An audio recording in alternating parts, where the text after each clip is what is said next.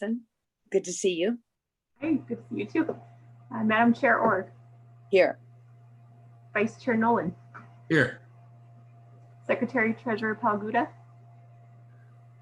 Absent. Member Brown. Absent. Member Best. Here. Hey, Mike. How you doing? Member Stump. Here. All right. We have a quorum. And then we also have Gary Knight on the line. Yep. How are you, Gary? Yes, I'm here. I'm fine. Thank you. Yeah. Good. So let's do our pledge, and Mayor Nolan, if you will do that. Okay. And everybody, oh, look at there. Chris has got the flag. I got a flag. Okay. I pledge I allegiance pledge allegiance to the flag of the United States of America And to the republic for which it stands, One One nation, nation, under God. indivisible, Yeah. with liberty and justice for all. for all. All right, very good. So Chris, do you want to go over anything regarding the meeting procedures? Yeah, well, first, this is the best $5 purchase I've ever made. Well, I like it. Yeah, it's good. We have to reimburse you for that. It was $5, so I don't know. So just a reminder for everybody, CYMPO does comply with the Title VI of the Civil Rights Act of 1964 and non-discrimination. Any members of the public may be able to review our Title VI plan, and we do have a self-identification survey available on the CYMPO website at cympo.org. And also a huge benefit, which when we first started these live streams, we didn't have this capability, but we also have closed captioning available on our live stream on YouTube. So that was great news. That was one of my biggest concerns. So we are now up and running with live captioning. And then just a reminder for everybody in the meeting, make sure you're on mute until you want to speak. And then the chair will call for a roll call vote for each item. And it looks like Supervisor Brown may be coming into the meeting right now. Good. And that is it. Okay. Good afternoon, Chairman Brown. Hello, sorry I'm late, but I had problems getting into Zoom. No, you're good. And we also have Kevin with us. So let's move on to our call to the public. So Madam Chair, we did receive one. I forwarded that email, my response, and a response email from Mr. Simpson. I won't spend a whole lot of time on it because you did get a chance to see it. It's lengthy. A lot of the issues he was discussing had to do with climate change and inland sea flooding and water evaporation. And I did let him know that the mission and vision of CYMPO is regional transportation planning and on that focus. And that's basically what he was asking us to discuss. Didn't really have a whole lot to do with us. And I did point him in the direction of Environmental Protection Agency, National Forest. A lot of the things he was bringing up were related to that. So I did try to steer Mr. Simpson towards that. And just to let you know, but because it is called to the public, we can't really discuss it much. But if you do have questions outside of it, I did send all of you the email earlier today. Okay. So no other call to the public comments? No other notification. Just that one. Okay, very good. We'll move on to item number 5, consideration and possible action to approve the minutes. So can I have them? I'll make a motion that we go ahead and approve the minutes as presented. Thank you, Mayor. A Second. second? I'm not sure who that was, Allison. Up to God with no face, Mike. Oh, Mike. Hey, Mike. Thank you very How you much. doing? Oh, no, I think you got a pretty nice face. We just can't see it. All right. Well, All it right. looks So we have a like first big and a M to second. me. All in favor, please say aye.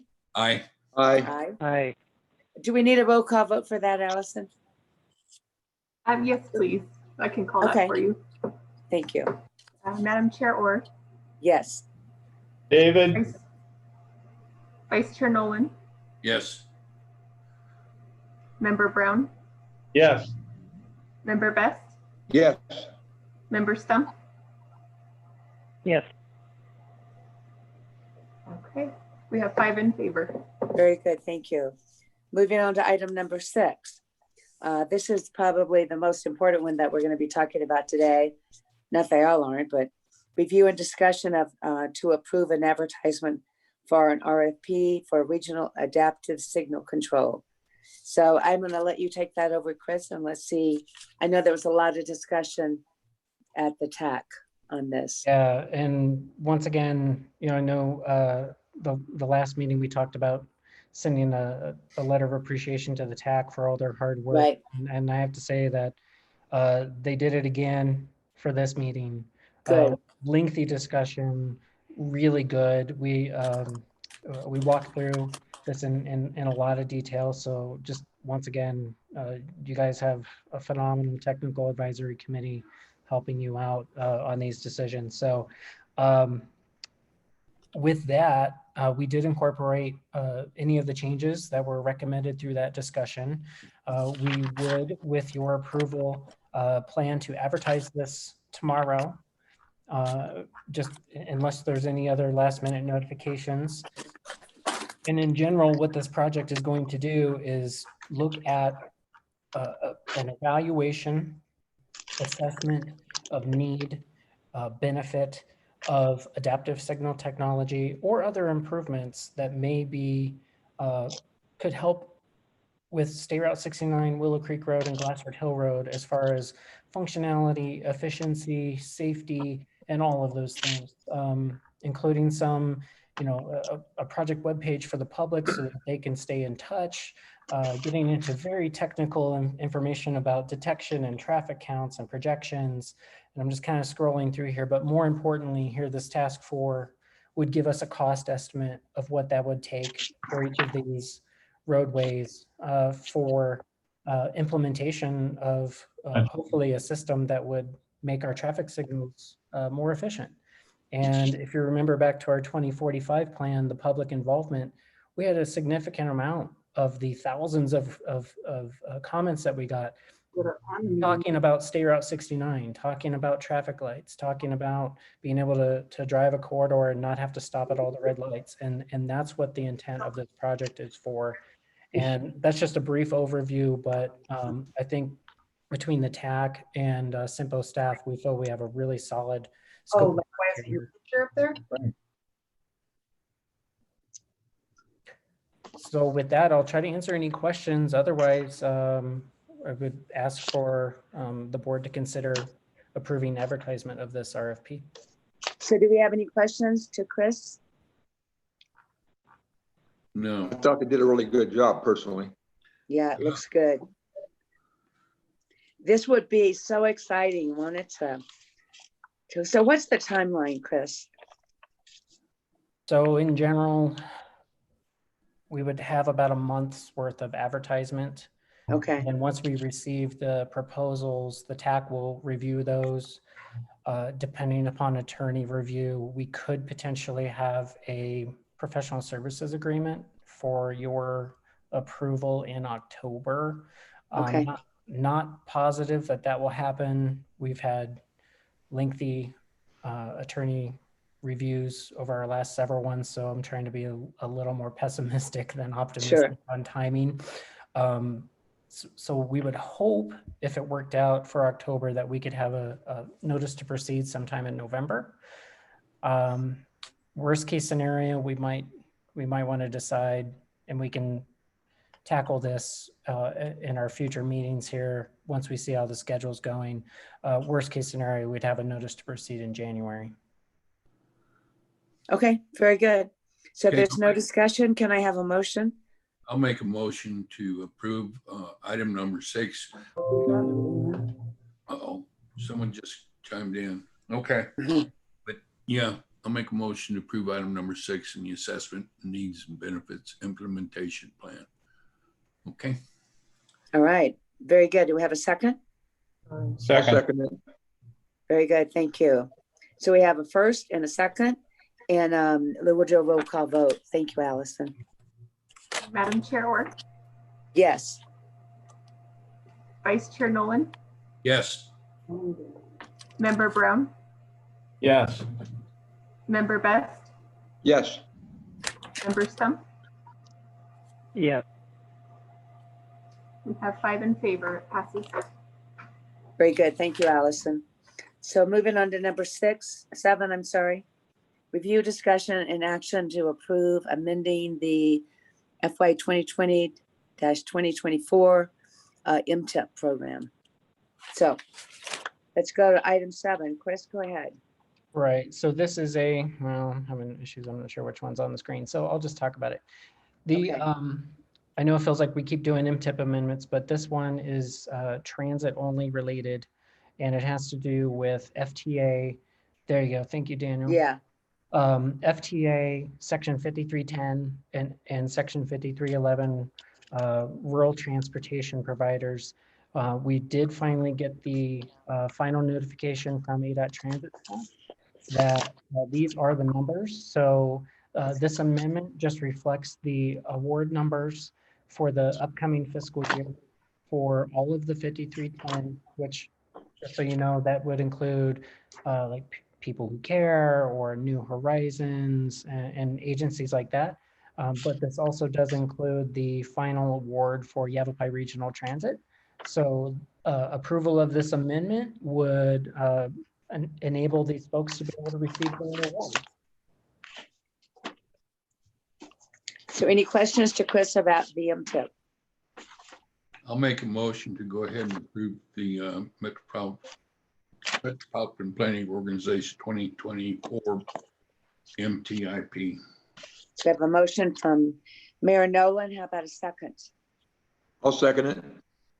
Okay, very good. So Allison, can we do a roll call vote? Madam Chair Orr? Yes, I approve. Vice Chair Nolan? Yes, Member Brown? Here, yes. Member Best? Yes. I'm glad. Member Stump? Yes. 5 in favor. The motion passes. Very good, thank you. So now we'll hear from Kevin with an RTAC update. How you doing, Kevin? Good. I hope everybody's doing well up there, and I really wanted to get up there today, so hopefully next time see you guys in person. I'll look Well, for it's a little warm up here too, but not as hot as where you yeah. are. I'm gonna say I take any excuse I can to get out of Phoenix right now. And I'll keep this real quick. I think right now the focus is really on the federal level, and there's a tremendous amount going on. Of course, the federal fiscal year is only about 5.5 weeks away from ending. And so we've got a budget that needs to get passed. We've got reauthorization for federal surface transportation programs that needs to occur. I suspect that you'll probably see extensions and continuing resolutions for those that will at least get us through the election and quite possibly into January when the next Congress gets sworn in. So there could be some disruptions, but I'm kind of suspecting we'll probably see status quo on reauthorization and budget, at least for the next half year or so. But the big issue is with the potential for further COVID-19 relief. Of course, the White House and the House was not able to come to an agreement on a package. They then left for the August recess. Of course, in that time frame, the president took some executive actions that has transferred, because the main focus, what's really driving the momentum, is the unemployment insurance. We still have 28 million Americans that are on some level of unemployment assistance, and the need to continue that assistance because of when you're talking about numbers of that magnitude, sort of the trickle down effect when people stop being able to pay their mortgages and leases and other bills, it's going to have a significant impact on the economy. So with the president's executive actions, he essentially has transferred some FEMA emergency relief assistance funding to continue the payment of unemployment at a scaled back level That funding will probably last about 4 or 5 weeks, but there's still a lot of interest in seeing something more substantial. That also includes for small businesses to allow them to stay up and running. So I fully expect that you'll see those discussions continuing. And hopefully in September, when they do go back to session, we'll see another relief bill. And they're talking about a whole magnitude of areas, state and local assistance. I think what's more has more impactful to RTAC is the possibility of there being state DOT highway relief funding, which the states have not received yet. We're now anticipating about a 37 billion hit to all of the states. We've already seen about 9 million nationwide in construction projects that have been canceled to this point. In Arizona, the ADOT, the State Transportation Board, they deferred updating their program for a couple of months. And I know, Gary, you've got your meeting on Friday, and I see that the director did put on the agenda an update as far as HERF revenues and the status and process of the program update. So we may have some new information as of Friday. But what we do know is that with fairly high confidence that the losses to Arizona's program are not going to be as high as what was initially thought, which was a 711 million loss over 3 years. We don't have, that hasn't been specifically narrowed down yet. But what we do know for sure now is that when they came out with that 711 million forecast, they were anticipating about a loss of 145 million in FY20 that ended in June. And the actual losses below what was originally forecasted were 90 million. So far better than 145, 90 million is still a big loss. And we still don't know what the future holds. And so ADOT has been able, with some fairly minor adjustments, to continue the current program without making any major significant hits. They're not going to be able to continue that long term. I can tell you 2 weeks ago, Kentucky canceled 93 million in construction projects there and suspended another 100 projects at a total of 150 million. So we've been able to delay making those adjustments at ADOT, but right now, unless things change on Friday, the plan is for a draft plan to be released at the board's September meeting with a formal approval in October. And so receiving that relief funding from the federal government is going to have a big impact on the level of cuts that the board is going to have to make in a couple of months. So right now, that has been the big push, is to get Congress to prioritize this highway funding. I can tell you that in the Arizona delegation, Senator McSally, as well as Congressman Gosar, Kirkpatrick, Schweikert, and Stanton, have all signed Dear Colleague letters urging highway funding to be in the next relief package.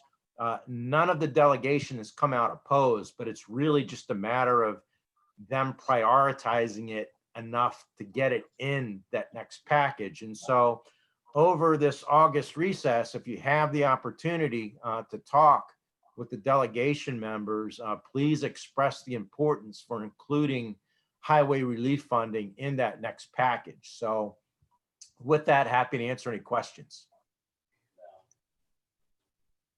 Well, we have McSally coming on the 29th. And so I'll have an opportunity to talk with her. And of course, Gosar will be there as well. So we have a whole day and evening planned. So hopefully, she has a town hall meeting today, actually, also talking about COVID-19. That's terrific. And they've already on record with signing those Yeah. letters saying they support it, but it's really that re-emphasis because it's Sure. really just making it a high enough priority to get included. Yeah. So they need to keep. But there is a hearing town about it. hall today Terrific. at 5:30. I don't know if any of you can go. I have another meeting at 5, but if somebody can be on and speak to that, it'd be great. Where's that gonna be, Billy? You know what, Terry? I just got it. Maybe I can try to find it and send it to you.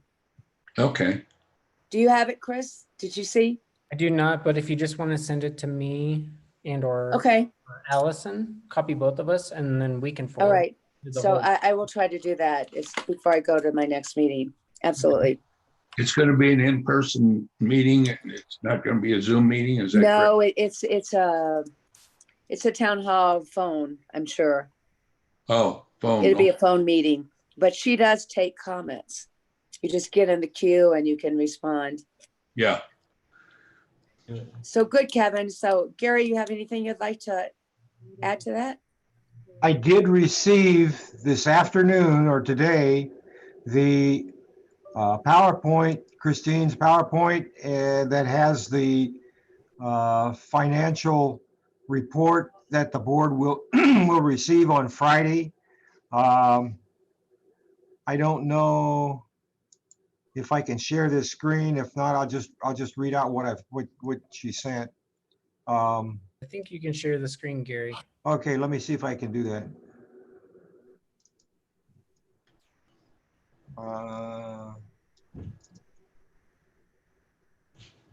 I think you have to make sure you have the document. Okay.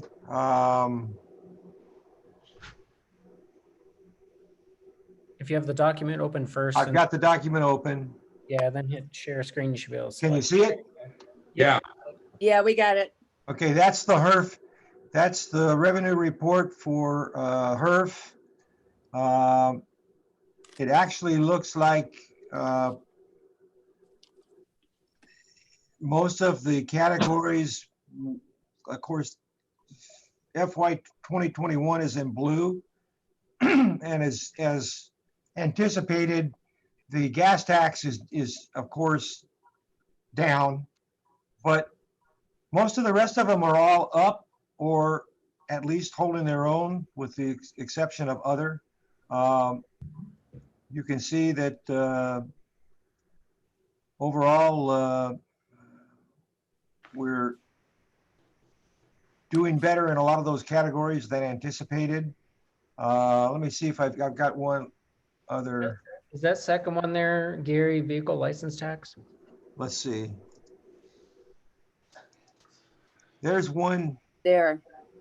There's one that gives some numbers. And I know we're at that 129 million, 0.3 million. That's about 2.4 million below the original forecast, which was before COVID, of course, at the first of the year. So that it's not as bad as we thought it might be. Let me see if I can bring up this other.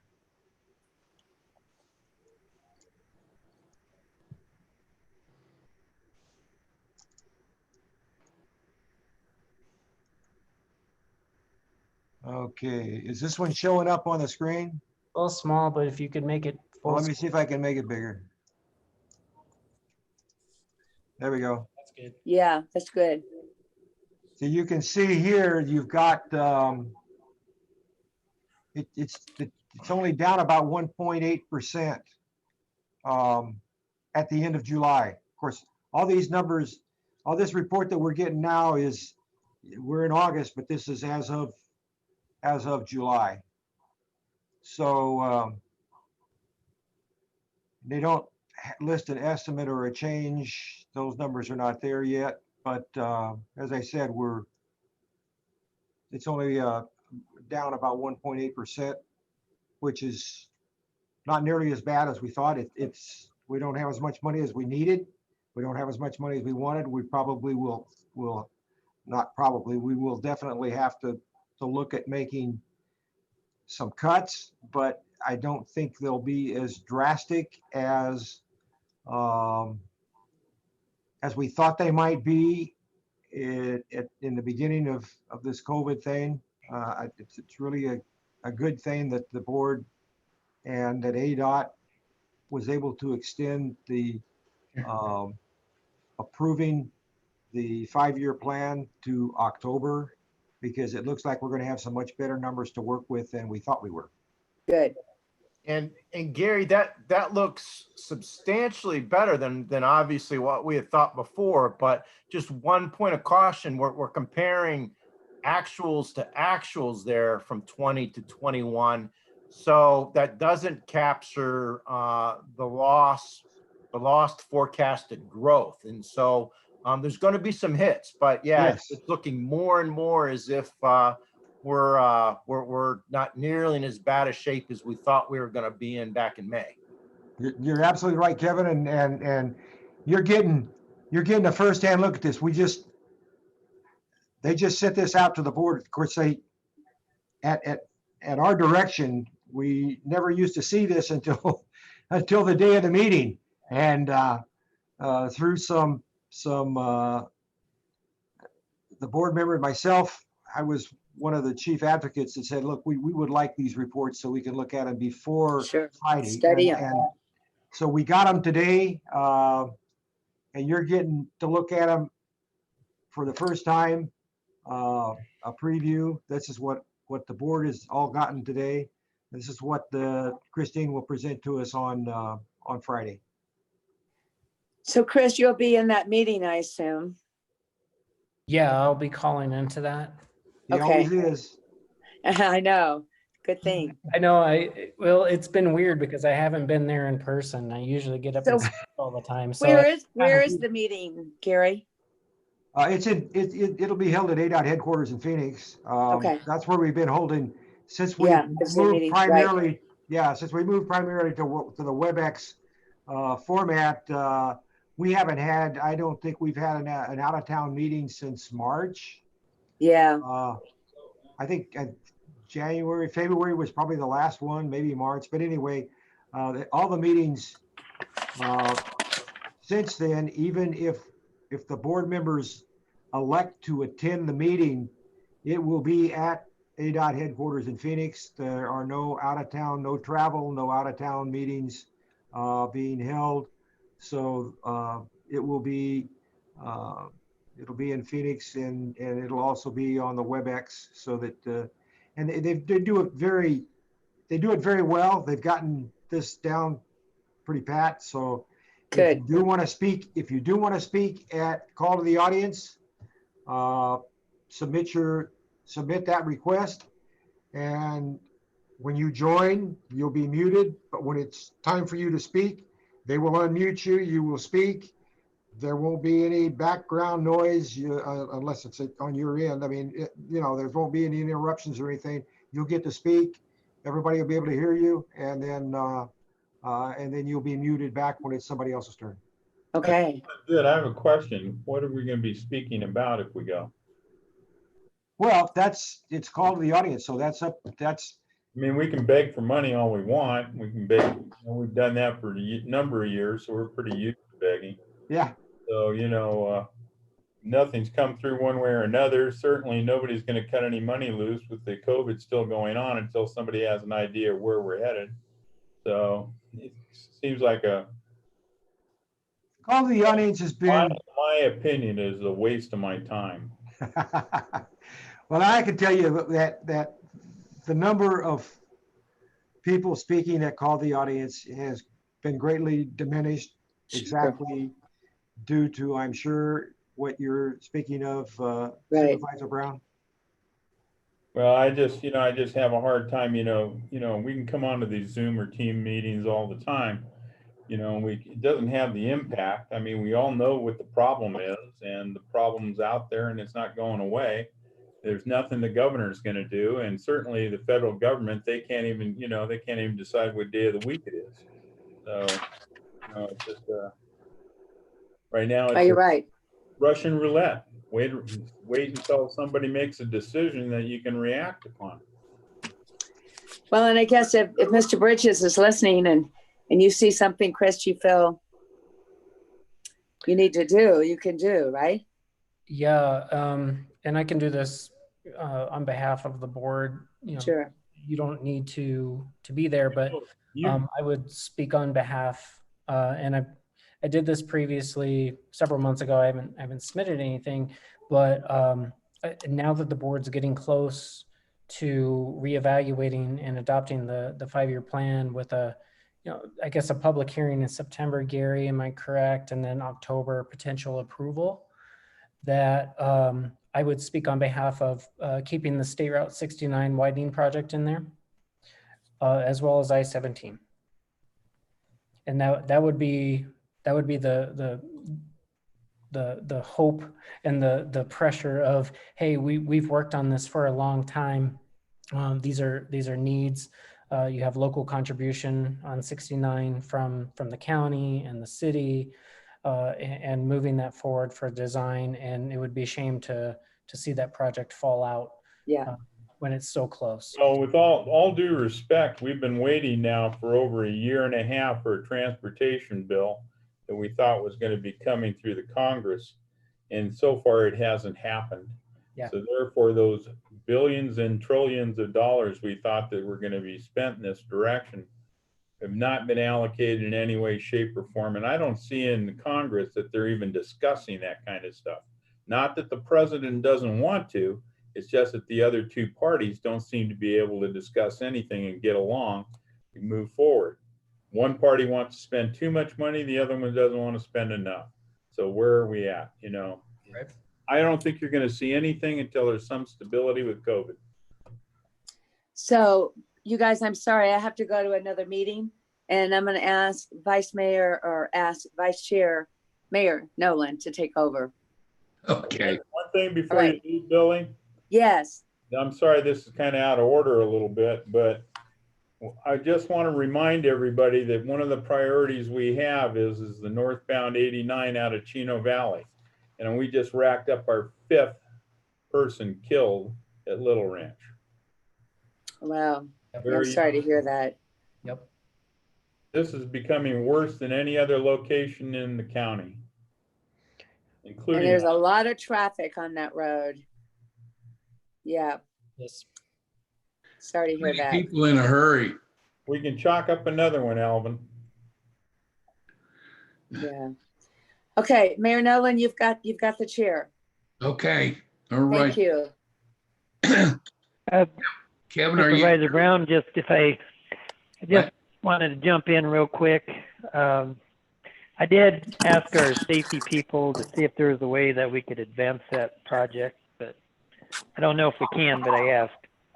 It all comes down to the money, Alvin. I'm not blaming you and your guys.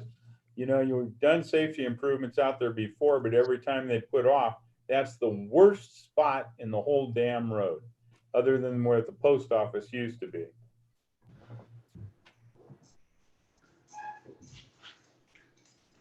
Okay. Kevin, are you through? I am, Mr. Chair. One quick thing. If you are talking with Senator McSally or Congressman Gosar or any of the others, it's not just the push for the relief funding. We also want to make sure that any relief funding, and in fact, next year's formula funding, regular funding, has a waiver as far as state and local match requirements. It's going to be extremely important. It's going to allow our state funding to get stretched that much further. And it could have potential impacts on our ability to keep that infra grant for I-17 that we've got to utilize by the end of 22. So that could be a real important factor for protecting that I-17 project. Okay. Thank you then. Let's move on. Item number 9, agency updates, additional discussion and direction for staff. Chris. You're muted, Chris. You deleted. Had to You, be unmuted. I muted myself. yeah.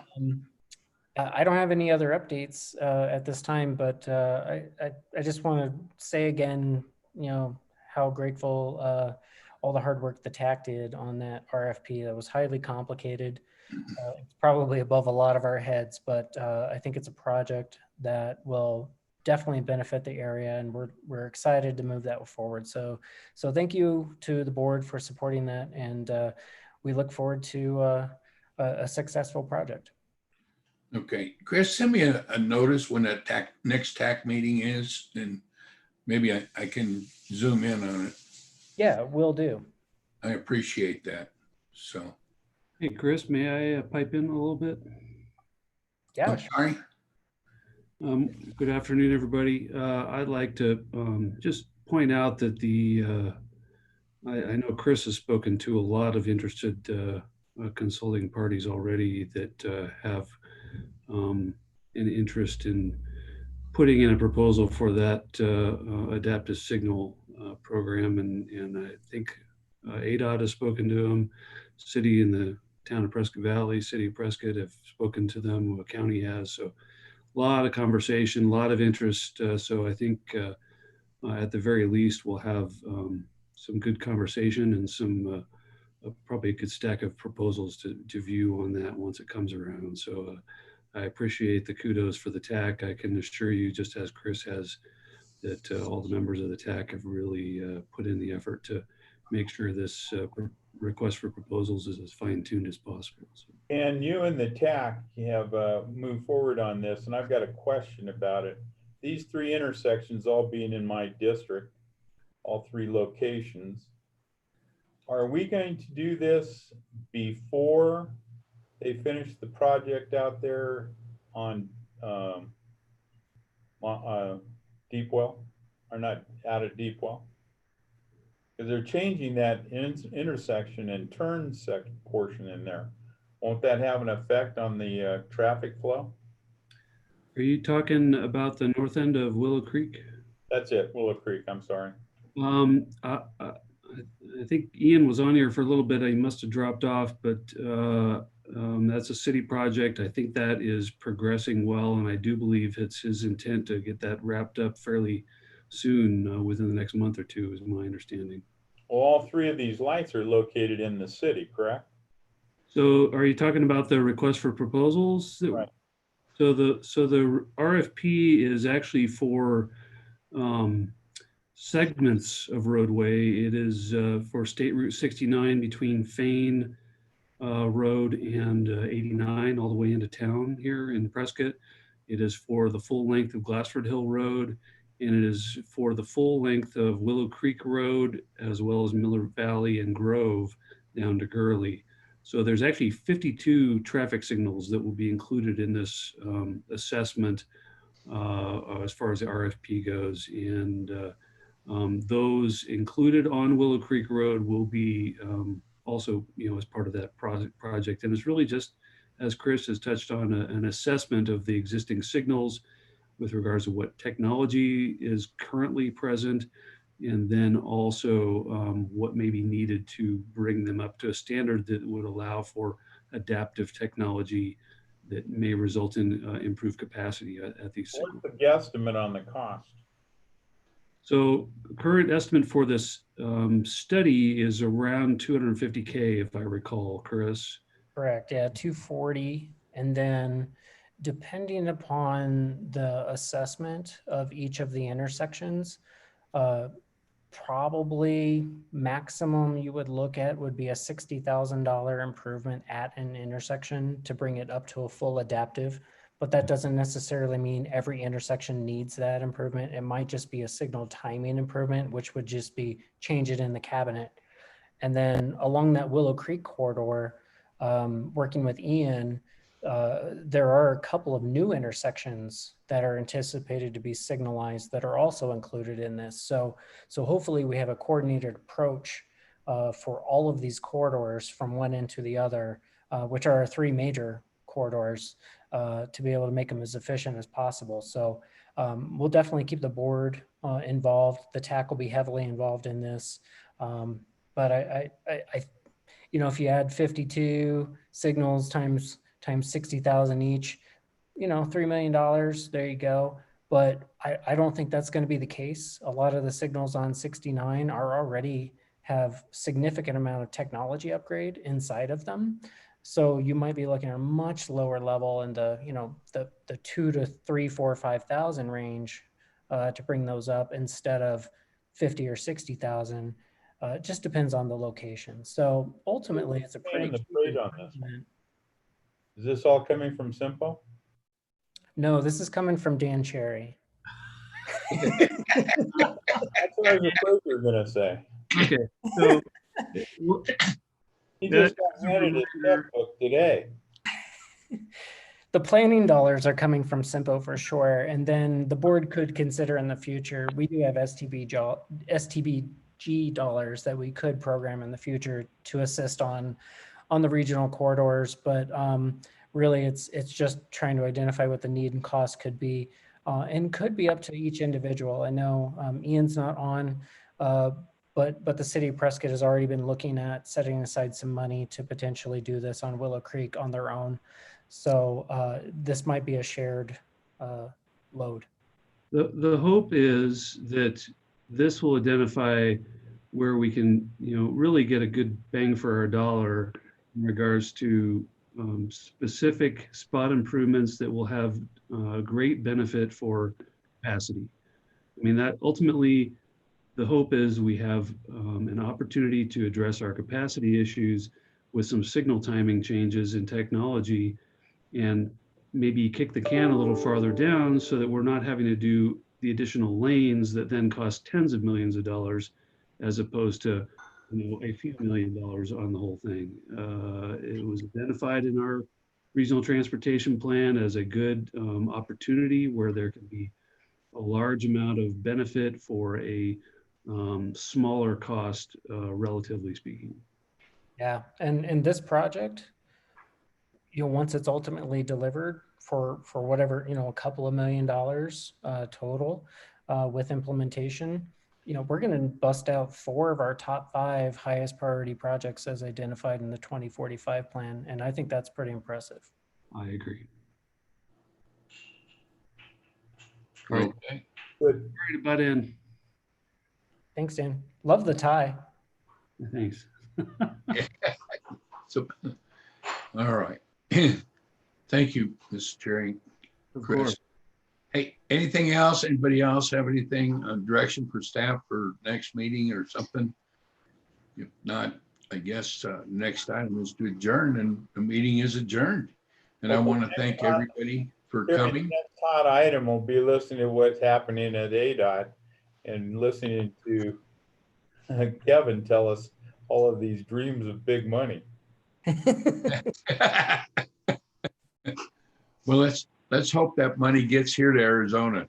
I hope something comes to transportation. I just don't, at this point, believe it will, because they're trying to keep the economy afloat. So even though and I know that road work usually generates jobs, but even if we started one tomorrow, we wouldn't see the first dollars until late next year. Correct. Well, but if you can keep current projects on schedule, that has the impact. So, we gotta make that case of linking the economy to the transportation construction. True. So good luck, Gary. You got my blessing, brother. Yeah. Well, at least transportation, all these projects create jobs. So, it's all, if it's about the economy and it's about jobs, then it should be about transportation. I try to tell them that, but so far I'm still trying. They consider you a junior member, and you're not supposed to know anything. Yeah, after 2.5 years, I hopefully maybe after 3 years they'll listen a little harder. I don't know. Yeah. I'll be there to bug you, Gary, so don't worry. All right. Hey, everybody have a great weekend. will you? Mr. Chairman, if I could, this is Norm with Town of Prescott Valley. Yeah. Hey, I just wanted to announce to the group that we're going to have a ribbon cutting ceremony this Thursday, August 27th at 4 o'clock for the Sunset Lane. I know Dan and Yavapai County were equally proud of that delivery of that. You know, it's really a regional road, but that was a $6.5 million construction job that's been over 2 years. So Yeah, we're all proud of the Sunset Lane All of that project. money came from District 4. But been a successful project. And if we're talking about roadway construction on the state level, it's nice that that was nothing but local funding, local dollars, and it's a significant project being delivered. So, you know, it is important to note that we do deliver roadway projects here locally, well, through the planning up to delivery and construction, cutting the ribbon. So that'll be next Thursday at 4 o'clock. Everybody be there if they can. Okay. Thanks. All right. Guys. Will everybody have a good week, and hopefully Friday comes out good. Yeah, We'll hopefully see. it will. We'll see y'all next month. We got something planned